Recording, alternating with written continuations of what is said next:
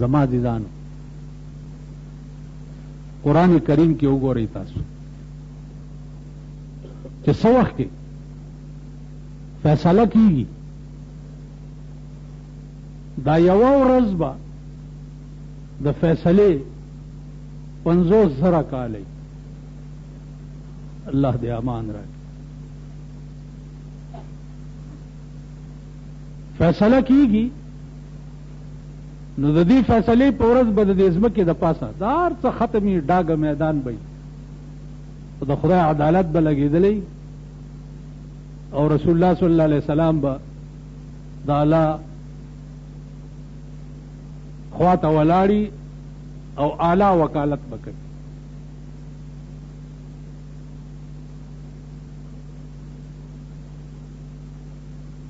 نو د دې مخلوق به ډلې وي دا هر یو ډلې مخې ته به بورډ لګېدلی چې دا ډله د زناکارو ده دا ډله د غلو ده دا ډله د آدم خورو ده دا ډله د رشوت خورو ده دا هر ډلې په مخې ته به بورډ لګېدلی او په دې شکل به خدای ته پیش کی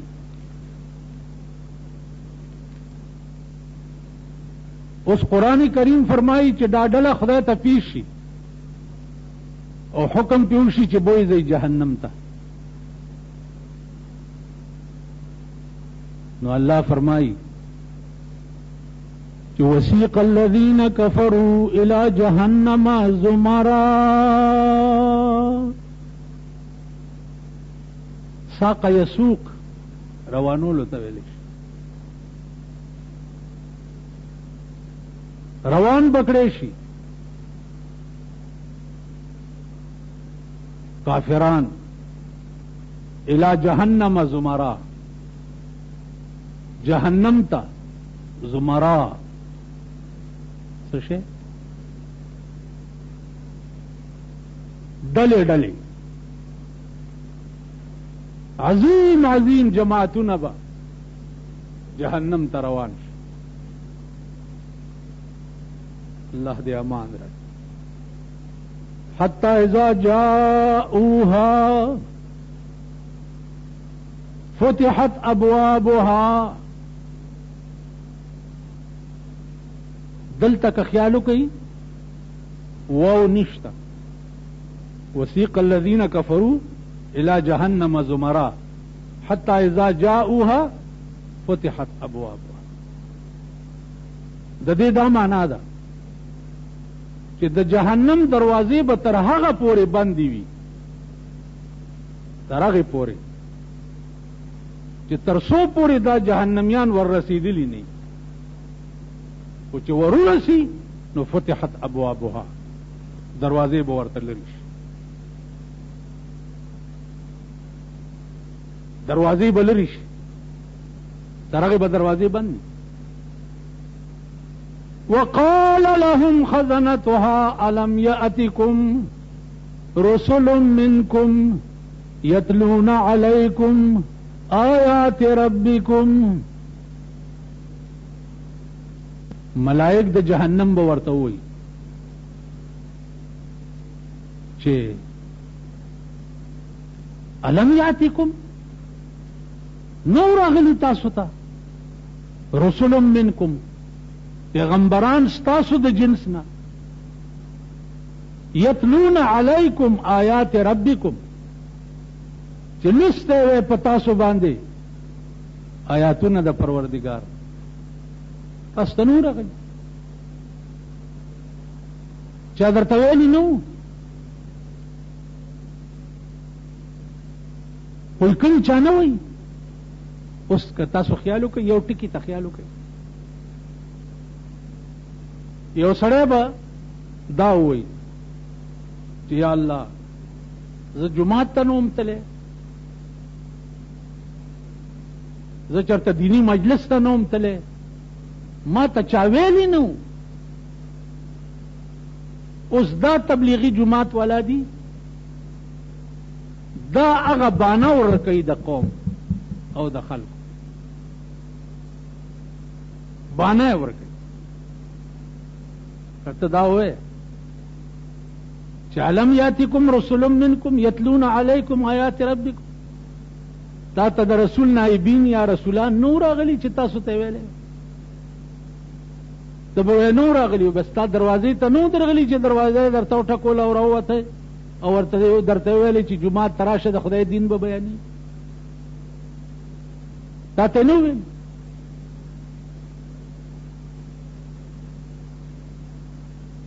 هغه بانا دا خلق ورکای لګیا دی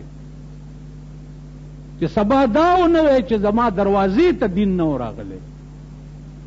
نن دین او اسلام هغه د ارچا دروازو ته ورغی، کورونو ته ورغی، خزو ته ورغی.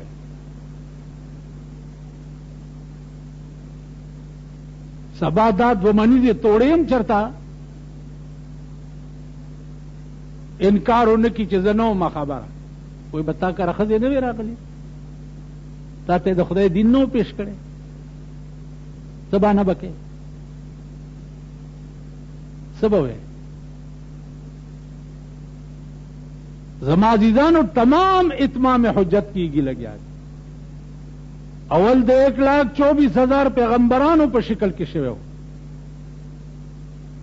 پیغمبري چې پر رسول الله صلی الله علیه وسلم ختم شو، اوس در پیغمبر د نائبینو په شکل کې نن اتمام حجت کیږي لګیا. دا لا سکے قسم په خدای دې چې دا ستاسو په کورونو کې ټی نه ده، دا بم پتا گوایو کی چې ولې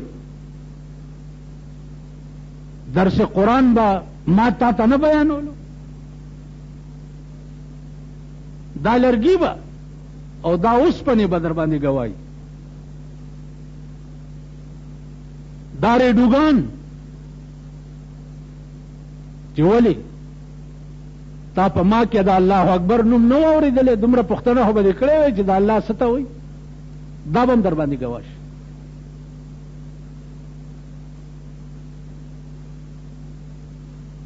لکه بدن به په سړي ګوا کېږي، یوم نختم علی افواههم وتکلمنا ایدیهم، په خوله به دې مور وامه او زړه لاسونو ته به دې وایم چې وایي په تاسو یې څه کول،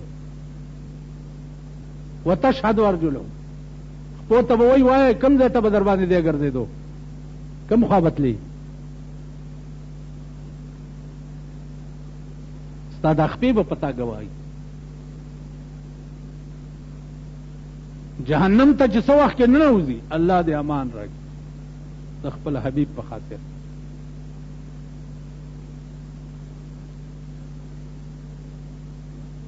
دلته یو دراز خبره ده چې حتی اذا جاءوها فتحت ابوابها، چې جهنميان جهنم دروازې ته راشي نو دروازه به کولو شي. د دې دا معنا چې دروازه لا بنده که څه وجه دې پیش کړی شوه نو واپس بشي، لا خلاص نه دی، بنده دروازه. او چې د جهنم ته دروازې پورې تا ایس حجت پیدا نه کړی شو نو فتحت ابوابها، دروازې به ورته لري شي. عزیزان هغه اور به داسې وي، هغه اور که د هغې یو سپړکې دې دنیا ته راغی نو په دې ځمکه به شین بوټی زرغون نه شي. اوس ته به دا خیال کوې چې زه دومره غوندې به دوزخ کې پروت یم دا چې څومره یم، نه، دا بدن به دې اور له دومره غټ شي چې د دې اوږې نه به تر دې اوږې پورې 500 کاله مزلي، 500 کاله دومره به دې دا بدن ورته غټ شي. که تاسو خیال وکئ غټ سړی چې گزار ورکې نو داغه دردم زیاتی په نسبت د مانده سړي. دا دومره لوی بدن به د دې دپاره چې ښه پکې ورید شي. بیا به طبقات وي په دې جهنم کې، طبقات وي. که ستا په حساب کې د 1 روپۍ فرق و، د 1 روپۍ، 1 روپۍ تا چانه په ظلم او زیاتی باندې خوړلې وه، نو تا ته به وویلی شي چې ستا په حساب کې د 1 روپۍ کمی دی، تا پلاني سړي نه 1 روپۍ اخیستې، ورشه روپۍ راوړه دته ورکه، نو بیا جنت ته ځه. دی به منډه کي چې کور کې خو الله وی چې منډه کي هغه روپۍ به ورته د جهنم په بیخ کې ښکاره شي. دی به ورپسې ورټوپ کي او یا 1000 کالو په مزل به دی په روپۍ پسې لاندې لاړ شي. روپۍ چې راوچته کی او پاسې راوړي د لاس نه به بیا خطا شي او بیا به پرېږدي، بیا به ورپسې ورټوکي. عزیزانو په دې 1 روپۍ پردی په ناحقه خوراک پورې به 80,000 کاله د 80,000 کاله فاصله باندې په جهنم کې ځي او راځي. نن د ملک او د وطن حال وګورئ، د قوم حال وګورئ. هر سړی حرام خور دی، بے ایمانه دی، زیاتی خور دی،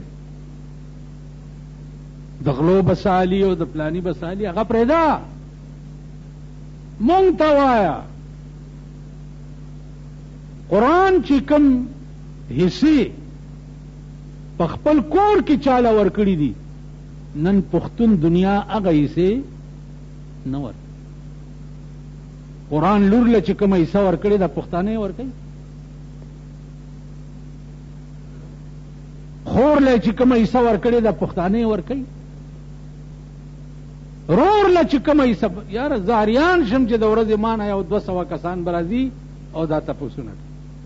هغه ورځ یو ډله راغله، ګیرې یې پرېږي، یو خو دا ګیرې لرې کوي په وخت. زړه مې په ایمان چې تور شو، کله مې د خپلې تم غوسه راشي چې پاکي ورته راوالم او بس لرې. یو ډله راغله، اوس ګیرې یې پرېږي، پلار او زامن. زوی لګیا دی پلار ته وایي چې دا ګیره به دنه وباسم او په ټوپونو به در باندې وګرځم، څومره مال چې تا سره دی ما مزدوري کړې ده، ما پیدا کړې، زما وروڼو له به څنګه ورکړې. پلار نام چې واورېده، پلار یې وایي چې زما دکان دی، زه پکې ناست یم، واړه مې لوی کړه، ښځې مې ورته وکړې، بچي دي، اوس راته وایي چې دا مونږ دکاندارۍ کړې دي، د وړو وروڼو مه ورکوه او ټولې زمونږ د دې لویو کړي. دغه سره څه چل کوي؟ هغه پوښتنې مانه کېږي چې زما ټوله ورځ په دماغو باندې بوجي. هغه پوښتنې یوصیکم الله، قرآن وګورئ، فی اولادکم للذکر مثل حظ الانثیین. د لور دا حق دی، د رور دا حق دی، د خور دا حق دی. دا ټول تفصیل قرآن ویلی دی، انجام به ډېر. اوس دلته یو د کار ټکی واورئ. سوال دا پیدا کیږي چې ما ګناه کړې ده 10 کاله یا 20 کاله یا 30 کاله یا 40 کاله، او جهنم کې به زه پروت یم ابد الاباد دپاره، خالدین فیها راځي ټول عمر. دا زیاتی نه دی. او پکار دا دی چې تکلیف هم ما ته 10 کاله ملو شي کنه، یا 20 کاله ملو شي یا 30 کاله ملو شي. نو ګناه مې 30 کاله کړې ده او پروت به ټول عمر په جهنم کې، نو دا زیاتی نه دی؟ هسې دی که نه؟ وایه که نه؟ څه په دې بوډا ځان نکري ذمه کې خدای دې خوان نه کړه. د اوس دای شک اخیسته واده خو دې نه نه کړ توبه خدا دا سپین ډکی دي ان الله یستحیی من ذی الشیب المسلم الله وی قیامت کې بچې ز سپینګیره په دوزخ کې اچوم نو مال به حیا راځي نو سپینګیری تم لګا د خدای نه حیا پکار دکا کنه دا سپینګیرو تم هغه کارونه دا جایز دي دا نه کړی دا ګولا سیمه د پور ټوکا وکا سپینګیرو تم دا پکار دي چې د خدای نه لګا حیا وکي او د خدای د قوانینو خیال وساتي ان الله یستحیی من ذی الشیب المسلم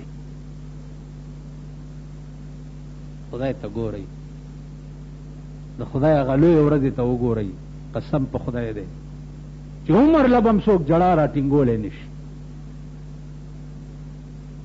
نو ګناه ما 10 کاله یا 20 کاله یا 30 کاله کړې ده او پروت به ټول عمر په جهنم کې دا زیاتې نه دي عزیزانو جزا او سزا دا په عمل نه کیږي دا په نیت او په اراده به ملاوي تا چې کومه ګناه کوله او داغه سزا درته جهنم ملاو شو دغه ګناه کته کربونه او پدمونه کاله ژوندې ویم دا ګناه بتا کول ستانیت داو اراده دي داو کم سړی چې په زنا عادت شي داغه نیت دای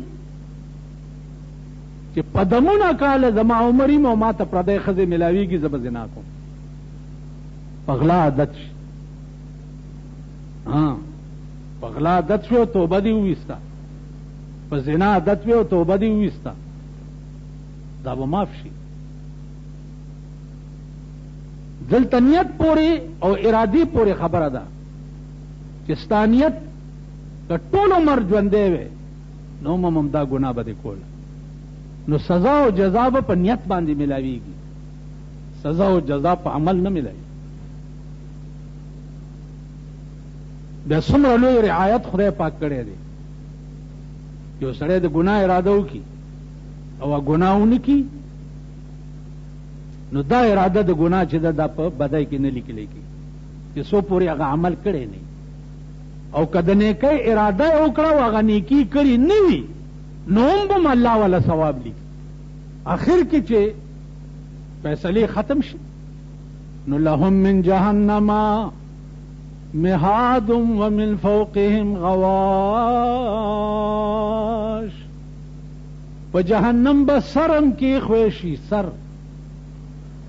سرپوخ بشي او کمپلیټ به بند کړي شي چې د دې جهنم تپش چرته بارونه دي عزیزانو په اسلام کې نیکنامی به اومغه خلق ته چې د چا مکمل طور باندې ژوند چي دی هغه قرآن وي بس قرآن نه بهر بل لار نشتا قرآن نه بغیر بل چاره نشتا قرآن نه بغیر بل نجات نشتا دا دیر سپاره دا قانون دی چې ستا ټول ژوند قرآن کله زه دې خلکو ته وګورم غوسه راشي چې خدایا دې قوم ته خو د خوشحالۍ بوی مخایه دا خو داسې د ذلیل بچی دي او داسې ذلیل قوم دی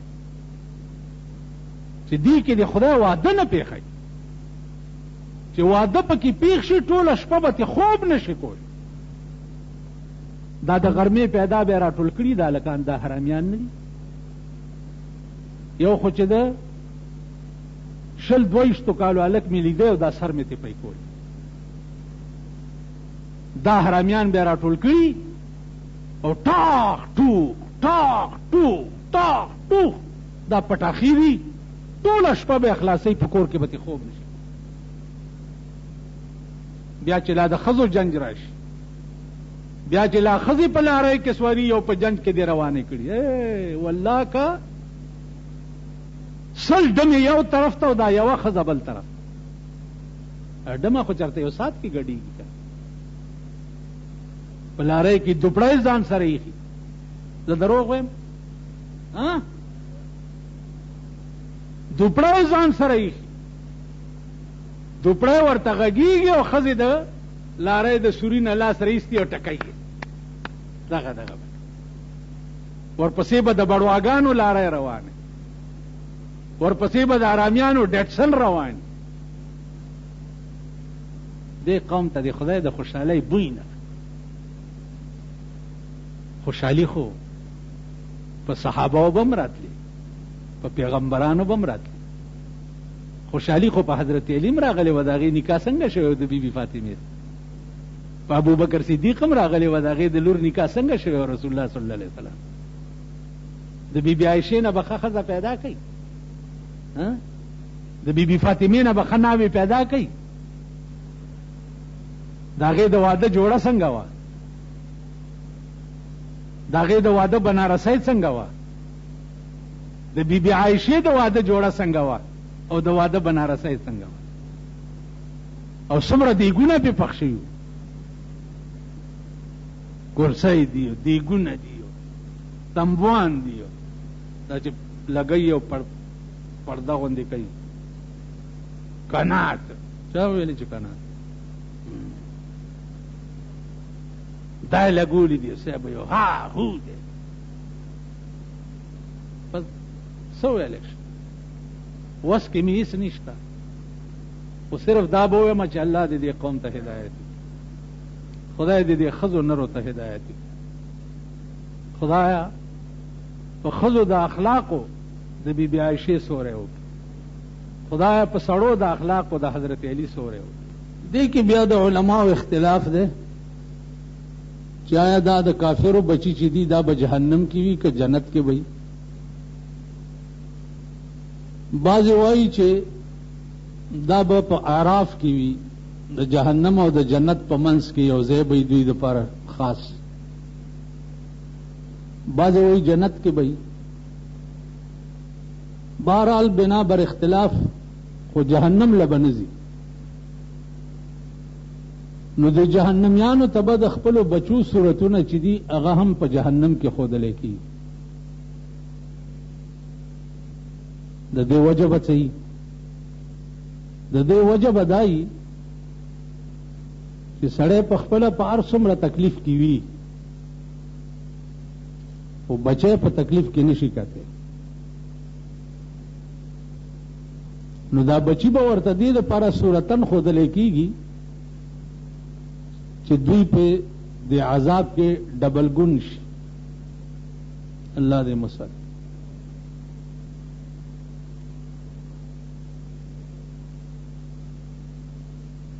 ورپسې نیمه رکو کې بیا د اهل جنتو بیان دی.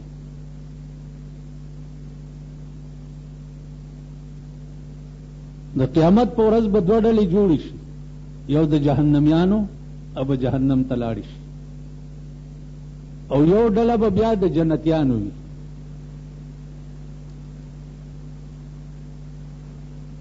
د جنتیانو ډله چې ملائک روان کی، نو ما تاسو ته تیره جمعه یو ټکی کړی و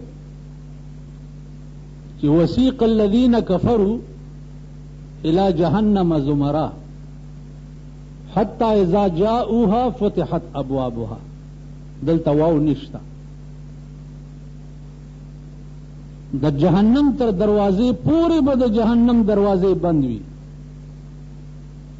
مطلب بدایي چې که په دې لاره تلو کې مون څه وجه پیدا کړه نو واپس بشئ او خلاص بشئ. دویم جز کې وسیق الذین اتقوا ربهم الی الجنة زمرا، اهل جنت ډله به روانه شي په طرف د جنت باندې زمرا، لوی لوی ټولی. حتی اذا جاءوها، تر دې پورې چې دوی جنت ته راورسي نو وفتحت ابوابها. وفتحت دا معنا چې د دوی د حساب د ځای نه را روان شوي دي نو دوی ته د جنت دروازې کولاوي. وفتحت دا معنا د وړاندې نه به د جنت دروازې ورته کولاوي. ملائک به ولاړی په دروازو کې،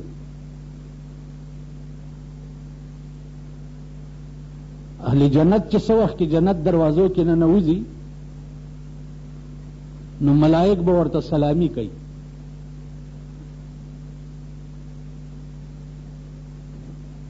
سلامي به د ملائکو څه وي؟ الله دې نصیب کی. سلام علیکم سلام علیکم طبتم فادخلوها خالدین. سلام دی پتا سو باندې اے اہل جنتو، تاسو پاک یې. فادخلوها خالدین، ننوځئ دې جنت ته. خالدین دا معنا چې ټول عمر به په دې جنت کې څوک به ته وباسي نه. دا ستاسو عمري کور دی، په خلود سره ننوځئ، ټول عمر به پکې. اهل جنت به څه وایي؟ وقالوا الحمد لله الذي صدقنا وعده. ثنا دا هغه الله لرا چې خپل وعده مونږ سره رښتینی کړه. اهل جنت چې څه وخت کې ننوځي جنت ته نو اعلان به وشي چې تاسو نن د خدای مېلمانه یې.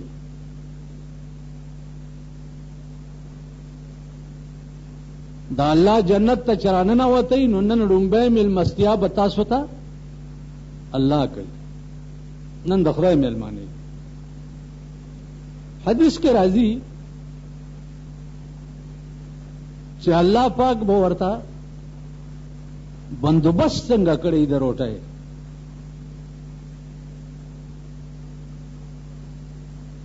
رسول الله صلی الله علیه وسلم فرمایي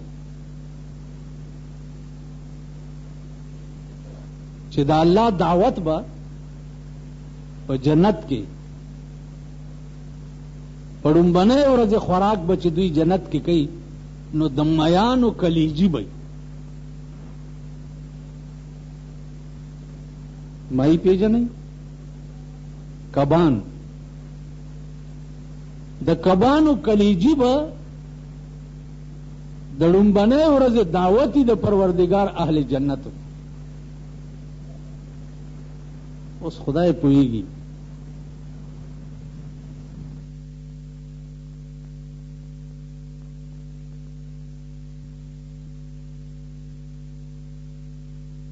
یادوي کنه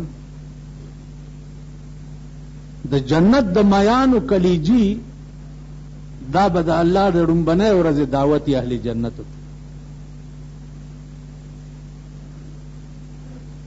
یو سړی ما ته وی ورځ چې دا میان چې خلک پاکی دا کلیجی خو بار غورځي. ما ورته وی چې دا د دنیا د میانو کلیجی ده. دا دعا کوه چې الله پاک دې نصیب کی نو د جنت د مئی کلیجی به څنګه نو بیا به خوند وګورئ. په دغه وخت کې به عزیزانو بیا تقسیم وشي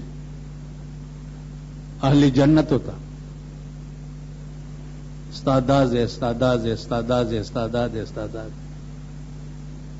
حدیث کے راضی چې د ادنا جنتی زیب د ادنا جنتی زیب دومره په جنت کې چې سل کاله ده په اس مزلو کې نو خپل حدود بنشي معلوموله. سل کاله چې په اسور شي او رواني او د سلو کالو په مزل لار شي نو دا پته باندې لګي چې د جنت کې د څومره ایریا مال پروردگار راکړي. دا به د ادنا جنتی زی او دلته یو مزیدار خبره بل ده چې عام خلک خدا دي چې جنت به یو خوراکونه به یو سکل به یو هوري به یو غلمانان به یو دا به یو دا نه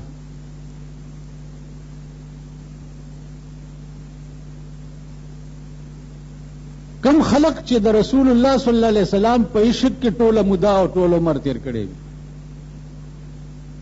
دا غوی عقیده به په جنت کې صحیح اغي بداسي لکه حضرت ثوبان رضی الله تعالی عنہ ټول ورځ رسول الله صلی الله علیه وسلم لیدل نه نو ټول ورځ په جړا تیر کړه ما خامي چولی دو ولی ثوبانا و یا رسول الله ټول ورځ مې ته نه لیدل اوس خو دې زولې د من اوس ولې جاړي اوس مې یو بل شی جړی چې که قیامت کې زه جنت ته لاړم نو زه به داسې جنت څه کومه چې چېرته ته پکې نه یې زما خو جنتونه نه دي پکار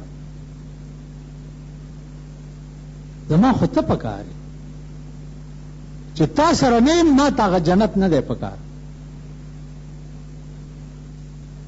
دا الله غیرت ته ګوره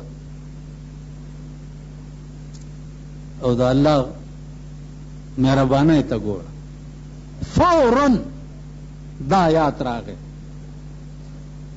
چې من یطع الله والرسول من يطع الله والرسول فأولئك مع الذين أنعم الله عليهم من النبيين والصديقين والشهداء والصالحين اے محبوبا ثوبان ته وایا چا چې په دنیا کې د خدای او د رسول اطاعت کړي نو دوی بچرته فاولئک مع الذین انعم الله علیهم من النبیین دی به په جنت کې هغه چا سره چې دنیا کې چا سره مینه المرء مع من احب نو حبیبه دته وایا چې ته به جنت کې ما سره خپکیږه ما حضرت ثوبان خوشحال شو چې تا سره منو ټیک دی کینی ما ته جنتونه نه دي عزیزانو کدا عشق بیا تپوس کوي د امام مالک نه تپوس کوي چې چا په خپل ژوندۍ کې په مدینه منوره کې پڼې نه وي پخپو کړي په خپل ژوندۍ کې ولی په دې ځمکه لاندې زما محبوب پروت دی زما په دې ځمکه پڼو سره څنګه ګرځي حاجی محمد امین صاحب دی خدای وبخي هغه وی چې د حرم پزمکه خپېګ دی او پسترګې نګدي چې د حرم پزمکه خپېګ دی او پسترګې نګدي زړه دې زخمی نه دی سینه دې هم بیمار نه ده اوس به چېرته حاجي صاحب وګوره یا اتی صاحب چې خپیاب لخپې په مدینه کې ګرځي زمونږ د زمانې حاجیان نه دي د اتیان دي وبګوره چې خپیاب لخپې په مکه مدینه کې ګرځي دا خو امام مالک نه بیا پوښتنه وکړه چې د حرم پزمکه خپېږ دی او پسترګې نږدې زړه دې زخمی نه دی سینه دې هم بیمار نه ده عاشق نه زما عزیزانو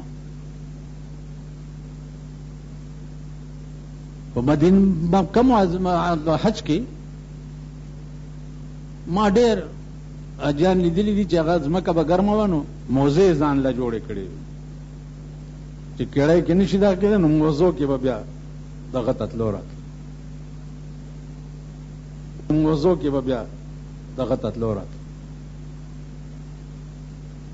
کوي. نو په جنت کې به عزیزانو رسول الله صلی الله علیه وسلم سره چې د چا رابطه او تعلق په دنیا کې، نو دی به رسول الله سره چې چا خدای سره تعلق په دنیا کې ساتلی،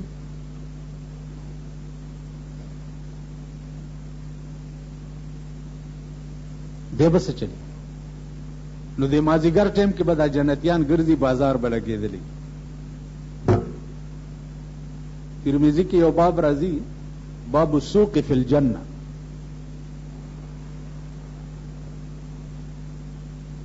په جنت کې به بازار ولګي، میله به ولګي. اهل جنت ته به وایي چې میلې ته لاړ شي. میله کې به ګرځي دا جنتیان وغیرہ، تصویر به پکې وګوري چې دا سراوالی دی، به دا وایي چې دا تصویر خو ډېر ښایسته دی. فوراً به دا جنتي دا تصویر په شان شي، ځکه چې جنت د غم ځای دی نه که نه، چې دی ښایسته دی او ته ښایسته نه یې، ځکه ته ښایسته شه. وفیه ما تشتهی الانفس، چې څه دې زړه غواړي یا به په جنت کې. مازدیګر ټیم به دوی به اوزګار شي، الله به ورته وایي چې خوشحال شوئ؟ وایي به یا الله اس کمی، وایي به یو کمی پاتې دی، صبر وکړئ. ملائکو ته به وایي چې زما او د دې اهل جنتو منځ کې چې څومره پردې دي دا لرې کړئ. تمام حجابات به لرې شي او اهل جنت ته به وایي چې ما ته وګورئ. دا ټول اهل جنت به خدای ته وګوري. وجوه یومئذ ناظرة الی ربها ناظرة. دا ټول اهل جنت به الله ته وګوري، بیهوش بشي چې یا الله دا لا څه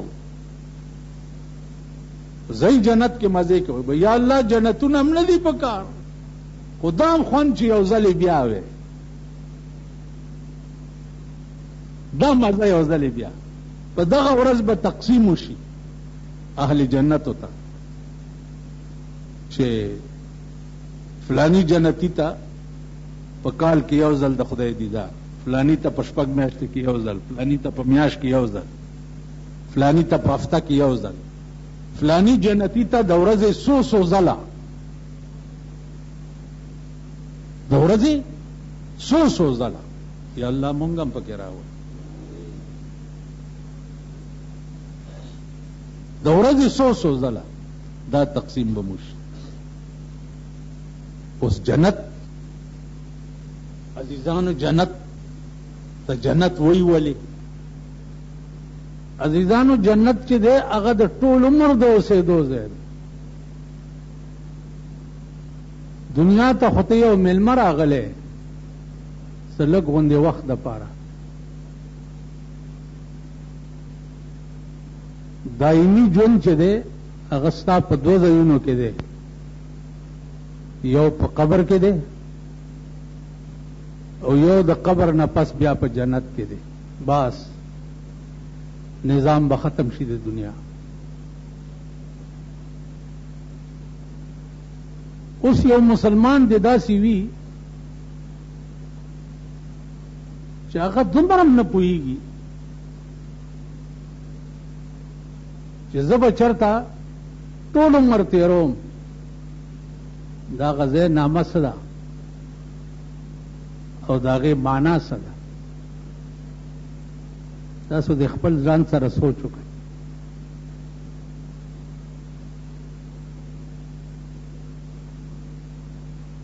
عزیزانو دعا وکړئ او کوشش وکړئ چې یا الله زمونږ هغه دایمي ژوند چې دی هغه ډېر ښه کړي. زه تاسو ته په ایمان وایم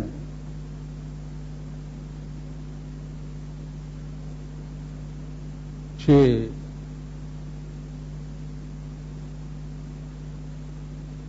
د قبر لومبنۍ شپه یا به ښه وي او یا به خرابه وي. که خرابه وه نو د جهنم تکلیفات چې دي اغم د قبر رنبه شپې ته هیڅ دي.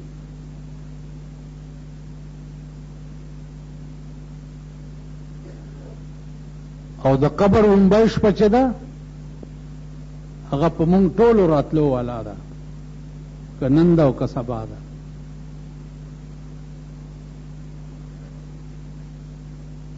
او که خوا نو د جنت نعمتونم د قبر رنبه شپې ته هیڅ دي چې الله پاک یې پچاخه کړي.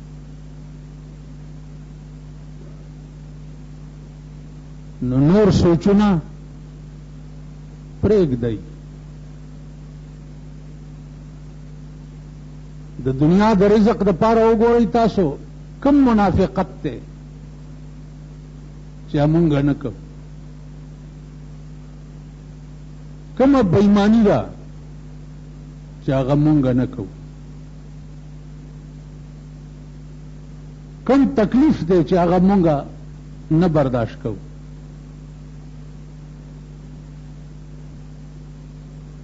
او د هغه ځای د پاره هیڅ نه کوي. هغه ځای به په دوه څیزونو ښه کېږي. یو دا چې 24 ګنټې ستا زړه چې دی هغه د الله کور شي.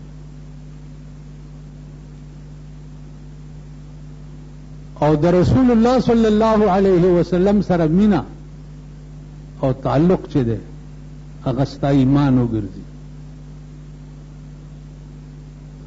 په دغه دوه څیزونو باندې به تا ته د الله ټول انعامات ملاویږي.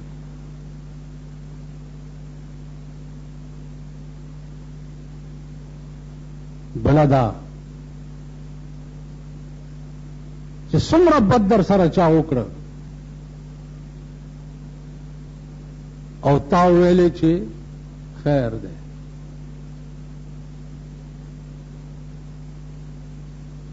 د دې خیر د ټکی پسې بیا ګوره ډېر خیرونه یعنی د خدای په عظیم قهر به اخته یې. یو سړی راغی، د بخاري روایت دی، بل سړی نه قرض غوښتو، هغه ورته دا والا 100 روپۍ راکه یا 50 راکه یا 10 راکه والا. ورته وی پیسې خو دې راکړې خو څه ګواه زه یې ونه خورم چېرته. هغه ورته ویل کفا بالله شهیدا، د الله نه لوی ګواه بل څوک دی. وی څه ضمانت وکیل؟ بیا ورته هغه وی چې کفا بالله وکیلا، د الله نه لوی وکیل بل څوک دی. الله مې ګوام دی او الله مې وکیلم دی. خبره خلاص. پیسې ورکړې، سړی لاړو. کله به راوړې؟ پلانه ورځ. پلانه ورځ چې راله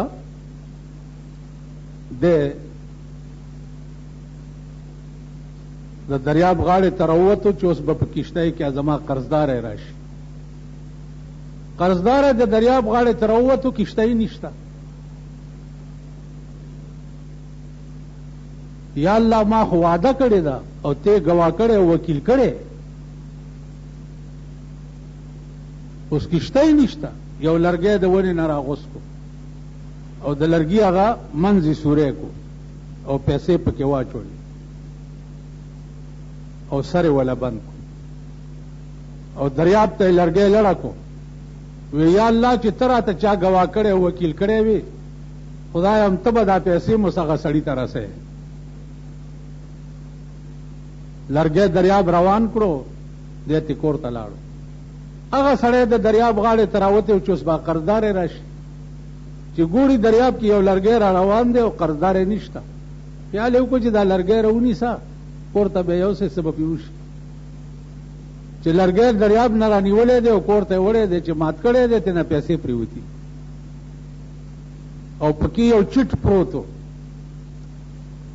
چې یا الله دا پیسې ما هغه سړي ته ولېږلې چې کوم سړي د راکولو په ټایم کې ته راته ګواه کړی وکیل کړی وبه کې څوک داسې تاسو به وکئ بزرګانو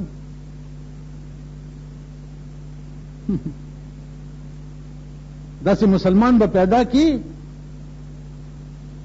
په دې زمانه کې ایمان دې ته وایي دریابونه بستا امانت رسي د سلیمان علیہ السلام پیغام بلقیس بادشاہ تا د شهر سبا بادشاہ چې وا چا رسولو هدهد مارغه د سلیمان خبر به بلقیس مارغه ته وړو مارغان به ستا چټی رسانی کوي دریابونه بستا امانت بل ترسي یو بزرگ ته سړی راغی ورته وی چې ماتا داسې وظیفه وښایه چې زه د اوبو د پاسه ګرځم لکه په ځمکه چې سړی ګرځي چې زه د اوبو د پاسه ګرځم هغه ورته ویلي چې بس ټیک ده لاړ شه سمندر ته او د دریاب په غاړه چې ودرېږي نو زما نامه والا او دریاب ته ورټوپ کا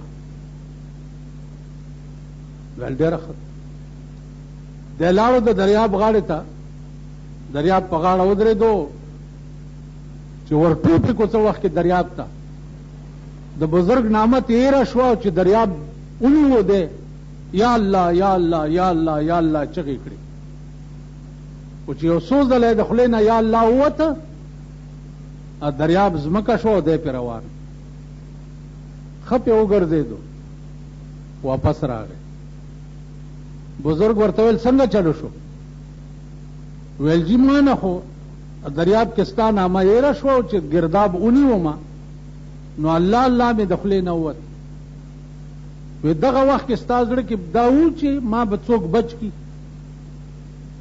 وی زما زړه کې دا نه و چې بل څوک به مې بچ کی سوا د الله نه وی د الله نه سوا د بل څوک په زړه کې دغه وخت کې و وی نه وی بچیا دریاب د پاسه همغه سړی ګرځېدی شي چې د چا زړه کې د الله نه سوا بل څوک نه نن زمونږ په زړه کې څه دي زمونږ په زړه کې ښځه ده زمونږ په زړه کې زوی دی زمونږ په زړه کې لور ده زمونږ په زړه کې دولت دی زمونږ په زړه کې بېایماني ده زمونږ په زړه کې منافقت دی نن زمونږ زړه چې دی هغه د دې څیزونو کور دی جنت د امام مالک کور جنت به د امام احمد بن حنبل کوری خوب ولیدو چې په خوب کې خدای ولیدو الله ته وایي چې یا الله ته په څه ډېر خوشحالېږې چې زه هغه کار وکړم نو الله ورته وفرمایل چې ای مالکه زه د قرآن په تلاوت ډېر خوشحالېږم هر وخت یې قرآن ووایه زما عزیزانو قرآن نن خلکو ته ټوکې او لوبې ښکاري قرآن هم دا شی جوړ کړی دی چې مړی وشي ورسره دیرې ته یوسئ او ملیان چې کیني او صاحب داسې تاوی راته وایي د فرضو د واجبو د سنتو د مستحبو د منظوراتو بلکې جميع حقوق چې د باري تعالی لازم شوي وو په ذمه د دې حاضر متوفا باندې د حین تر بلوغ او د وخت تر مرګه پورې خایګي د شان د مسلمان سره چې اکثر به ادا کړي اوس امړې دی مولا ته خه معلومي چې په خرامي وو په خرامي مړي او مونږ دا وایو چې خایګي د شان د مسلمان سره چې اکثر به ادا کړي او بعضی به ورځنی فوت شي نو پس په فدیه د حق مافاته کې دا کلام الله سره د جمی مالیته دا پندو کې چې په پروت نه د پیسو سره د جمی مالیته چې غبن فاحشه او متاع قلیله ده په هیله د اسقاط سره ماتا ته در بخله ابل وای ما قبول کړي ماتا ته در بخله ما یو له چې پکې ورو بخلو هغه پندو کې اوچت کو منډه چې منډه کړي ټول ورپسې منډه کړه ویلې ولی تاسو ما تر وبخلو کنه او زما خو خله چې بلته بخم او کنه بخم ول دا خو هیله کو کنه بیختی وزا دا خو هیله ده هیله معنا پیژنه خدای له دوکا ورکړي انټرنیشنل ارانی مری او 100 روپے سخاتی پروتی او پدی هیله کوي پدی 100 روپے دا کو خرابي پټي دا مونږه تاسو له دوکا نه درکو یو کنه نن ټول جون زمونږ فراډ او دوکا ده ټول جون مړم دوکا ده وادم دوکا ده یو نکاح مې وتړل نو روټای و پکې خیر ما خو روټای خوړه نه او 90 روپے غسړی رويسته دا جنای پلار ویجی لکه گزاره وکوي غریبي غوندې ده نو مال په دغه لورو شرمېږي چې دا اوسته واده کړه خدای هلاک کړه خونچي روټای دی په ور کړی او چې ما درته حرامه حلال کړه نو ما ته 100 روپے رويسته مال دا 100 روپے د جمله ورکړه چې لګ تکړه شي ورته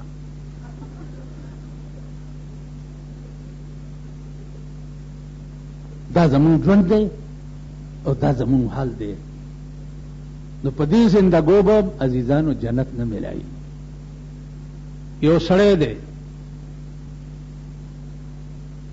یا ښځه ده او ټول عمر هیڅ نیک عمل نه دی کړی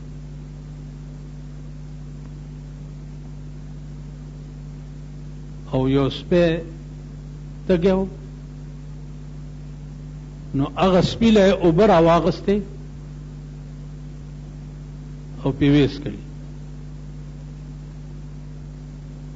هغې ته په ژوند باندې بشارت شو چې ته ستا ټول ګناهونه وبخلی شو ته به جنت ته ځې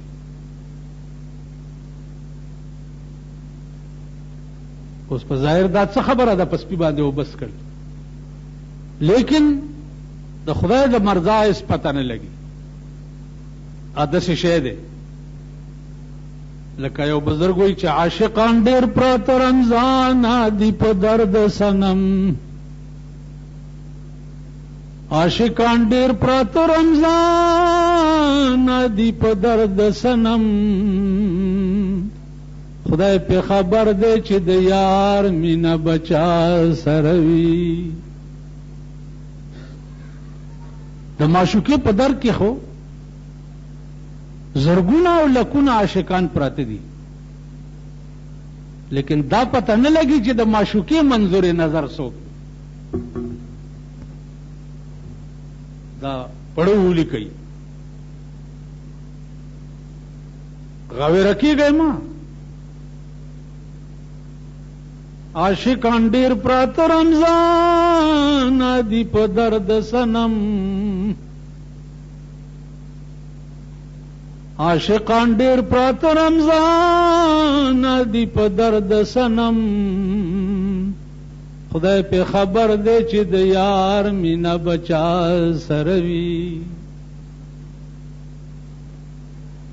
دا خود انسانانو حال رسول الله صلی الله علیه وسلم د معراج په شپه چې اسمانونو تتلو نو جنت ته لاړو یو ملائکه ده چې ولاړه ده هغې ته دا حکم شوی دی چې ته په دې لام باندې مد راکاږه لا نو د قیامت په ورځ به بیا الا الله وي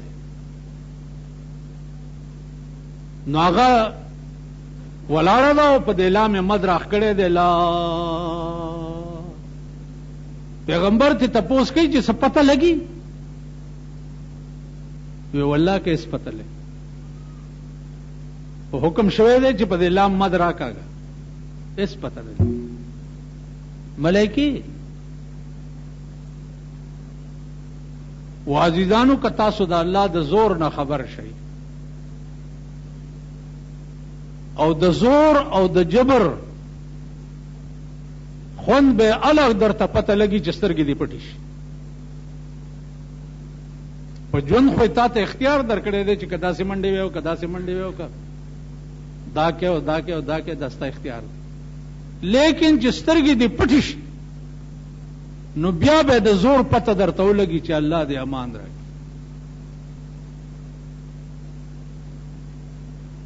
نو مقبول عبادت په ټولو عباداتو کې پټ ولې دی؟ د دې وجې چې هرې نیکۍ ته به ورته غاړه وځي. معمولی نه معمولی نیکی به معمولی نه ګڼې، کېدای شي چې 2 لکه حج دې کړي وي هغه دې په دې مخ درویشتی شي او په لاره روانې او یو کاڼې پروت یې اوچتې کې یو طرف ته وغورځي چې څوک پیتینده کو نه وي، په دې وبخلی شي.